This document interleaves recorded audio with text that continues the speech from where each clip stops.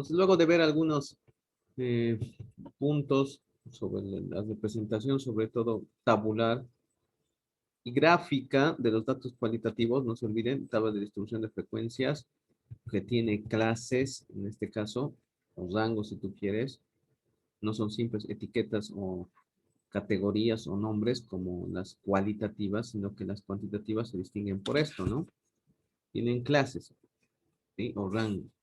Igual tienen frecuencia relativa porcentual, absoluta. Se pueden realizar diagramas tales como el histograma que veían, el diagrama de puntos. Y esencialmente con el histograma vemos pues cuál es la simetría, ¿no? Con los cuales los datos están distribuidos. Es decir, si en el histograma hay cola derecha o sesgo derecha, cola izquierda o sesgo a la izquierda. O si son simétricos, ¿no? Y asimismo, habíamos visto en la última parte cómo poder también construir tablas de distribución de frecuencia acumuladas que sobre todo nos permiten, ¿no? Resumir la información de un modo conjunto, ¿no? Sobre todo si tenemos que hacer apreciaciones sobre frecuencias que pueden representar a uno o más clases. Y también veíamos que a partir de estas tablas de distribución de frecuencia acumulada también puedo generar algunos otros gráficos como la ojiva. Y ahora voy a entrar a los otros diagramas, que son el diagrama de tallo y hoja, bastante interesante. Y finalmente las tabulaciones cruzadas y los diagramas de dispersión, ¿no? Con lo cual terminaríamos nuestro segundo tema. Ojo, ¿no? Estamos terminando ya casi el tema y aquí ya va a empezar a haber abundantes prácticas sobre principalmente el uso del software, que yo hasta el momento he ejemplificado solamente con afán ilustrativo, ¿no? Es decir, comparativamente manual y en software, ¿con quién te quedas? Con el software, decíamos, ¿no? Y les había colocado igual para este fin de semana o más antes, el miércoles he colocado todo esto, ya, ¿no? Los enlaces para descargarse el software estadístico, me imagino que ya lo han hecho. He colocado un tutorial de instalación igual del software. Por favor, sigue los pasos correctamente, así no vas a tener problemas para instalarlo. Y vas a tener esta versión Minitab 18 para siempre, ¿no? Si es que quieres tenerla para siempre. Y también, ojo, ¿no? Descargar la base de datos de los problemas. Yo voy a dar determinados problemas, ¿sí? De los que tienen en su texto y que ya tienen su archivo Minitab respectivamente. Y tú lo vas a buscar directamente ahí, ¿no? Ojo, es un archivo comprimido. Por favor, descomprímelo y tenlo a mano cuando las prácticas de Minitab comiencen, ¿no? Y que ya van a comenzar. ¿Alguien tuvo algún problema? Me imagino que no, porque todos los enlaces han sido comprobados, sí, correctamente. Bueno, vámonos entonces a materia, ¿no? Que es obviamente... Una pregunta, Licen. Dime, dime. Estaba descargando y me dice que no es compatible. No sé si hay otros programas que nos pueda recomendar. No, no, este es el único. ¿Y por qué no es compatible? No, no, no entiendo. ¿Qué ha pasado? ¿Qué problema has tenido? Es que tengo una laptop Chromebook y dice que Windows No, no... claro, es que no necesitas, por supuesto, ¿no? Necesitas un sistema operativo en el cual puedas instalar el programa, ¿no? La Chrome no tiene, ¿no? Simplemente trata de, usa los distintos softwares en línea, ¿no? Entonces, no, no es la característica del Minitab. Sí. No tienes una PC por ahí? ¿En tu casa también? No, no, cerca no. Computadora antigüita, algo, no sé. Lamentablemente no vas a poder usar el Minitab con una Chromebook. Pues no tiene una versión en la nube, por ejemplo, el Minitab. No sé qué alternativa podríamos tener.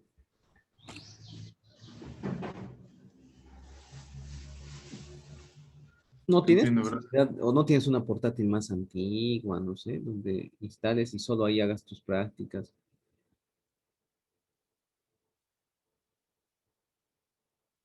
¿No?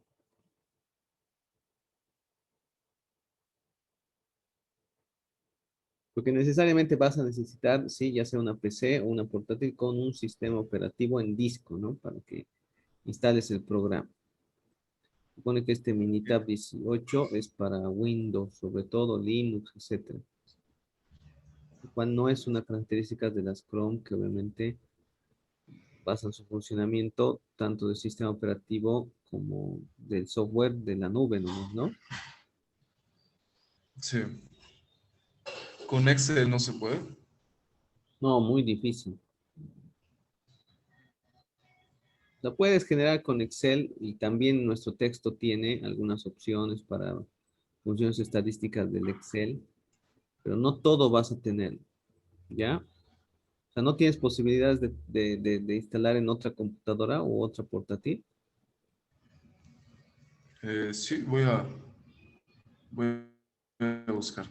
Ya, listo, gracias. Esto sobre todo te Ok. facilita a ti. Bien, entonces, si no hay otra consulta o duda, vamos a materia. Bien, decíamos entonces que los datos cualitativos, como ven, tienen y reúnen técnicas o metodologías mucho más complejas, mucho más, vamos a decir, enriquecedoras desde el punto de vista de la representación de los datos y su resumen para que estos obviamente sean accesibles y faciliten sobre todo la toma de decisiones respectiva. Entre ellos, fíjense, el diagrama de tallo y hoja al margen, ¿no? De resumir y describir los datos, sobre todo nos permite hacer un análisis exploratorio de los datos. Como ven, básicamente se basan en técnicas de aritmética simple y gráficas fáciles de elaborar y sobre todo luego de interpretar.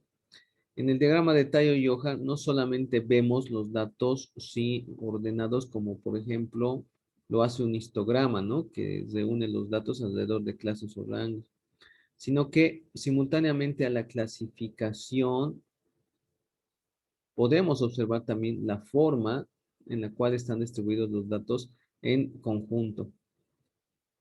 Tengamos este siguiente ejemplo, ¿no? Ustedes ven en la tabla ahí a mano izquierda. Es una muestra de 50 personas que han sido entrevistadas, a las cuales se les ha tomado una prueba de aptitud, ¿sí? Una prueba de aptitud de 150 preguntas. Y los números que ustedes ven ahí son, pues, ¿no? El número de preguntas respondidas de forma correcta. ¿Sí? O sea, sobre 150 preguntas, ahí tú tienes el score, ¿no? O la calificación. Si tú quieres, obviamente, realizar esto en un histograma, que es lo que más fácil nosotros tenemos, ya sabes, dices 50 datos, sí, podrían ser sí, 5 clases o más, ¿no? Ya sabes, para 20 datos, 5 clases.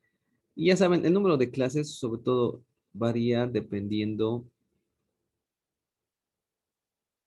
el interés, ¿no? Del estadístico en mostrar la información de acuerdo a cómo quiere resumir los mismos. El ancho de cada clase, ¿no? Sobre todo, ya saben, es un determinante a partir, o es determinado a partir del número de clases que vas a tener, ¿no? Porque tú haces valor mayor menos valor menor sobre, obviamente, el número de clases que prefieres. Ok, entonces, como ven, ahora vamos a hacer un diagrama de tallo y hoja. El diagrama de tallo y hoja involucra que a partir de los datos que tú tengas, selecciones de los mismos, de cada uno de ellos, ¿sí? El primer dígito, ¿no? Que obviamente hace alusión, ¿sí?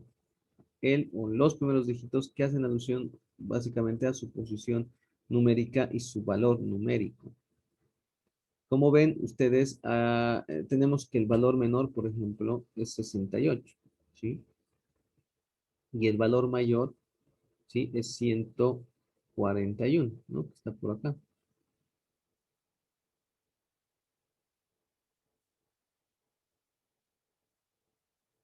Aquí, ¿no ve? Ese valor menor 68, valor menor 141. Entonces está claro que el valor mayor está representado por 6 decenas y 8 unidades, ¿no ve? Entonces, esta es la representación que yo voy a tener. Entonces, el diagrama de tallo hoja dice, consiste en colocar los dígitos principales de cada valor de datos a la izquierda para formar lo que se llama el tallo. Entonces, fíjense, si yo tengo el menor valor, el 60 y algo, en este caso 68, Voy a comenzar representando las 6 decenas, es decir, pongo 6, colocando, sí, el dígito principal de este valor. Continúo con los 70 y tantos, que son obviamente poniendo el dígito 7, 8, 9 y así sucesivamente en línea vertical. Estoy formando, como ven ustedes, en rectángulo de color café, el tallo, el tallo.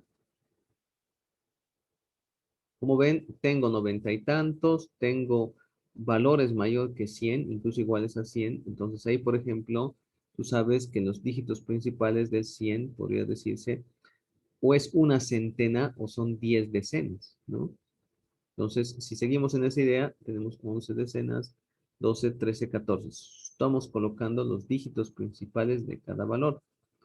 Ahora, obviamente, a la derecha de la línea que hemos nosotros establecido como el tallo, ¿sí? De este arbolito, por así decirlo, vamos a registrar el último dígito, pues, ¿no? Es decir, la unidad que hace diferente, pues, ¿no? A cada uno de los valores de los datos encontrados. El último dígito para cada valor de datos. Y estos van a, obviamente, a medida que nosotros los vayamos escribiendo de forma horizontal, van a ir formando las hojas de dicho diagrama. Entonces yo puedo ir revisando, pues, ¿no? Los valores que tengo en 60 y tantos, ¿no? Encuentro que el menor es 68, entonces ya saben, si tengo 6 como dígito principal, pongo la unidad respectiva 8. Tengo un 69 en todos los otros datos, entonces pongo 9. Para los 70 y tantos, el menor es 72, entonces pongo el 2, ¿sí? Pongo el 3. Tengo 273, entonces, ojo, en un diagrama de tallo y hoja, yo tengo que mostrar cuánto se repite en cada uno de los valores. Entonces, fíjense, pongo un 3 por el 73 y pongo otro 3 por este otro 73. Y sigo con el 5, tengo 276, entonces los colocaré respectivamente. Entonces, observen ustedes, a medida que voy identificando todos y cada uno de los valores de acuerdo a sus tipos principales, voy enumerando, sí, los datos que tengo para cada uno de estos valores. ¿Ya? Entonces, fíjense, este es el tallo y estas son las hojas. Claramente, fíjense, a partir del diagrama de tallo y hoja, yo puedo observar, por ejemplo, cuál es más o menos el valor más común en en la calificación, ¿no? De estas 50 personas que están rindiendo esta prueba de aptitud para un determinado puesto, ¿no? Y te enteras, por ejemplo, que lo más normal es que, sí, las notas de los postulantes estén alrededor de los 90 y tantos, ¿no? Fíjense, es la fila, por así decirlo, más larguita. Le sigue aquellos que obviamente logran 100 o un poco más de 100, ¿no?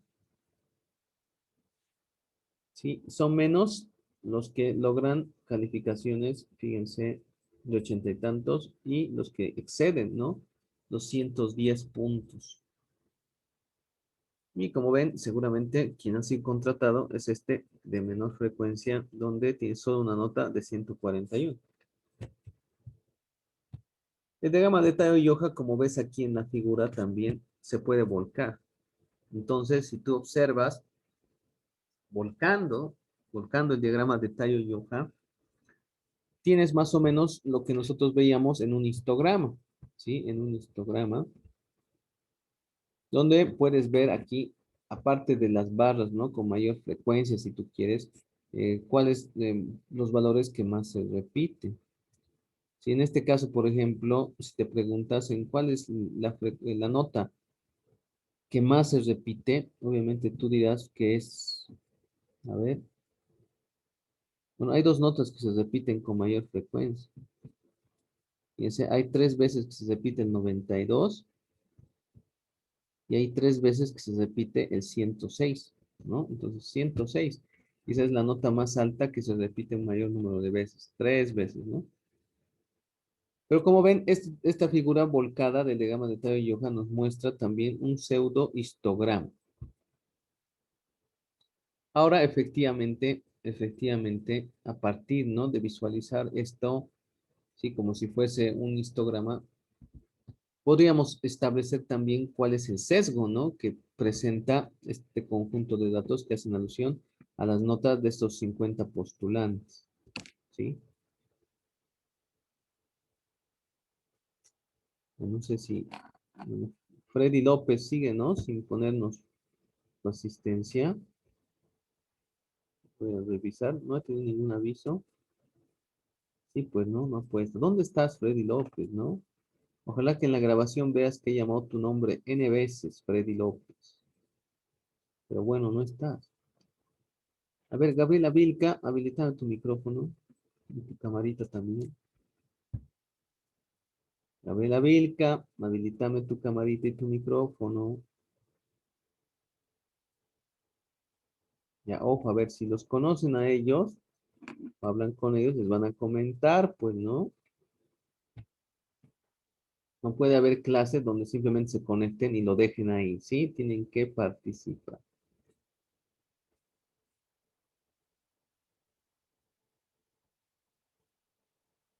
Rodrigo Ledesma, a ver, ¿me puedes habilitar tu cámara y tu micrófono?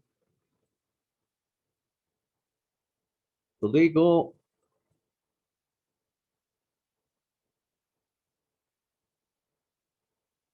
¿quién está conectado? Es el punto, ¿no? O sea, se conectan, pero no están ahí. ¿Qué pasa? Sí, licenciado. Ah, ya, pucha. Ya me estaba asustando. Dos fantasmas estaba por eso. Ya, Rodrigo, a ver, mira este diagramita que hemos dicho que proviene del diagrama de Tayo-Yoja, ¿no? Estabas atendiendo, ¿no? Sí, Ya. Obviamente parece un pseudohistograma, ¿no? Con las barras y demás. Haciendo nuestro análisis que ya hemos aprendido a hacer, ¿qué sesgo tú detectas en este, vamos a decir, diagrama de Tayo-Yoja? Sesgo a la derecha, sesgo a la izquierda. A ver, míralo.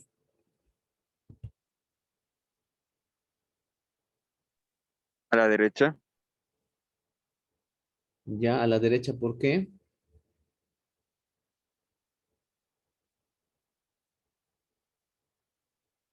¿Qué estás contando? ¿El número de barras o también el número de datos?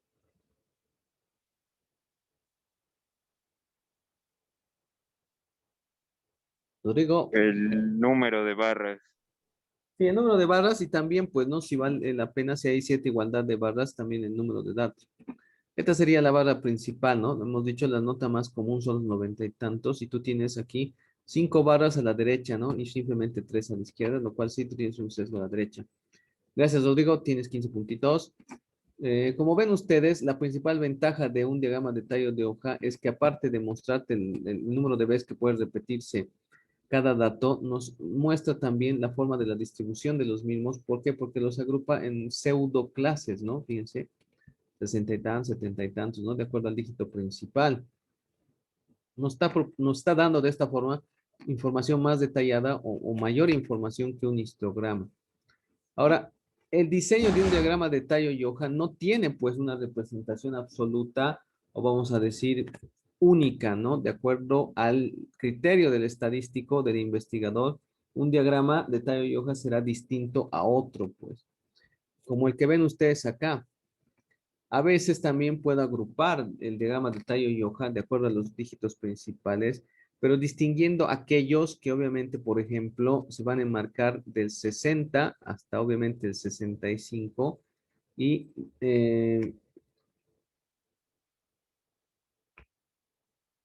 del 65 para arriba, ¿no? Fíjense ustedes, aquí yo no tengo problemas, la primera fila, 68 y 69, entonces obviamente son números mayores al 65, iguales o mayores, ¿sí? Aquí, fíjense, donde yo tenía esta de 70 y tantos, de 72, 73, 73, 75, 76, 76. ¿Qué estoy haciendo? Estoy agrupando del 70 al 74 en una primera fila. Y obviamente del 75 al 79 en otra fila de 7. Los 80 y tantos, como ven, voy a poner de 80 a 84 en esta fila y de 85 para arriba en la siguiente. Entonces, fíjense, este es un diagrama de Tayo-Yoja, pero no es igual al que inicialmente había hecho yo sobre los mismos datos. Entonces, ojo, ¿no? De acuerdo al criterio del investigador o del propósito de la información de representarla, ¿sí? Un diagrama de Tayo-Yoja puede tener una versión diferente, ¿sí? Lo cual no quiere decir que obviamente esté equivocado, ¿sí? Por eso dice, ningún diagrama de tallo y hoja tiene un número absoluto de filas o tallos. Podríamos tener incluso 2 tallos por dígito principal, como ustedes ven aquí en el ejemplo. Vean el siguiente ejemplo también, ¿no? Dice, considera los datos sobre el número de hamburguesas vendidas por un restaurante de comida rápida durante cada una de 15 semanas que se han estudiado. O sea, durante 15 semanas se han estudiado el número de hamburguesas que vende cada restaurante, un restaurante, perdón, de comida rápida.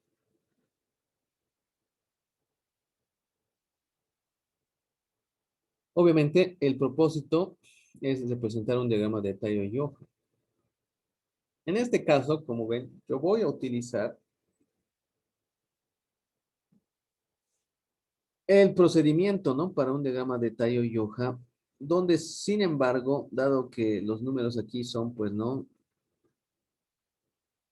Superando las unidades de 1000, fíjense, 1565, 2008, 1954. Si yo utilizo, obviamente, un solo dígito para definir cada hoja, va a ser, pues, ¿no? Bastante complicado o complejo utilizar, pues, ¿no? Los primeros 3 dígitos de cada valor, sobre todo si quieres representar cada uno de ellos en un respectivo tallo y hoja. Por lo tanto, cuando tú tengas, pues, ¿no? Datos que superan las unidades de 1000, ¿qué vas a hacer? Vas a utilizar los primeros 2 dígitos para representar en este caso las centenas. Si tú tienes 15 centenas, se supone que esto es igual a 15 por 100, 1500, ¿no ve? Ahora, no vas a usar, ¿sí? El último dígito para definir cada hoja, sino que vas a usar, obviamente, el tercer dígito para representar, ¿sí? Las decenas, que obviamente involucra ese numerito. Por ejemplo, 1565, que es el número más pequeñito, yo voy a poner, obviamente, 15 y voy a utilizar una hoja que tenga un valor de 10 unidades. Es decir, 1565 entra en la representación de 1560 y tantos. ¿Por qué? Porque este 6 habla, ¿sí? De que el 65 está, pues, ¿no? En esta, vamos a decir, rango de los 60 y tantos. Entonces, se está utilizando solo los primeros 3 dígitos de cada valor para construir el diagrama respectivo. Lo mismo, fíjense, tenemos 1644 y 1647. ¿Sí? Como datos acá.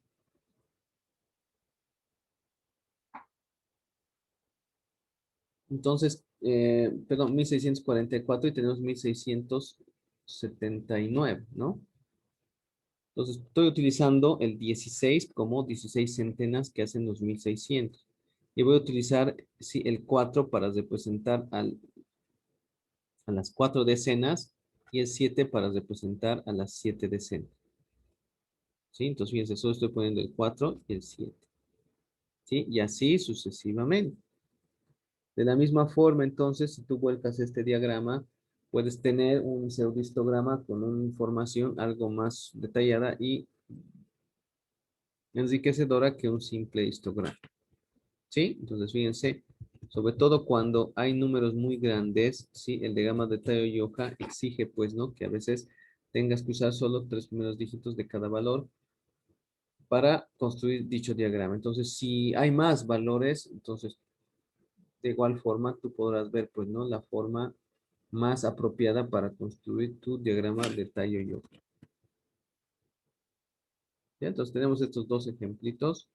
A continuación, vamos a tratar de resolver para darle, obviamente, luego la tarea respectiva de esta sección.